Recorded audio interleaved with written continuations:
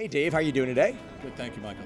Can you tell us a little bit about this buzz of digital rights management? Sure. Digital rights management is really about ensuring that the video, media, and other types of content that you're storing in your asset management system are in 100% compliance with the legal agreements that you have for the use of those assets. So it's really about governance. We're really excited here at OpenText to be partnering with FADEL. And our customers who are using our digital asset management system are even more excited. Now, where are they going to see sort of the biggest sort of bang for their buck and their success? What's going to happen to their lives by implementing this solution?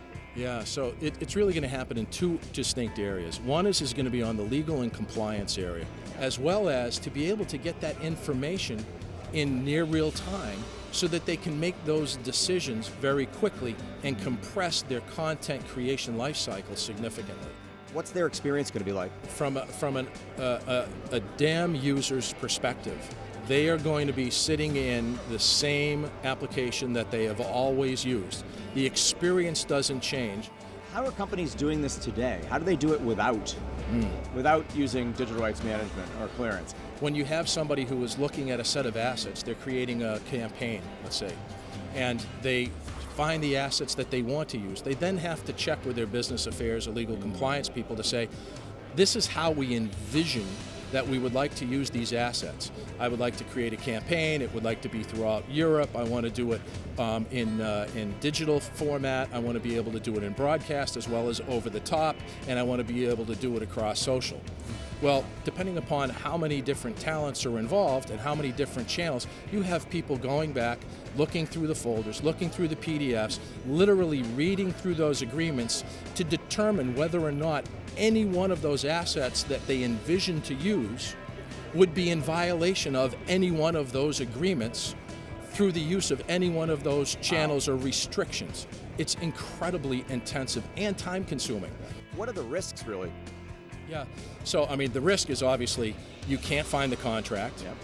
or you wind up having to, redo your campaign because you've gotten so far down the path of campaign creation that you've locked in all of those assets and you've spent all of that time. You now have to redo your campaign, which means your creative team has to get re-engaged to try and start that process over, and it becomes iterative, which again is very time consuming. So now hurts your time to market and be able to push through fewer campaigns because of that limitation. And I've heard of recent lawsuits in the $15 to $20 million range for misuse. Is that really common now?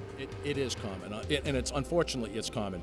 And it happens to the people who don't have quick, verifiable access to those agreements and decided that they would take the risk of actually going ahead and using the content without validating, in fact, that they had the use of the content.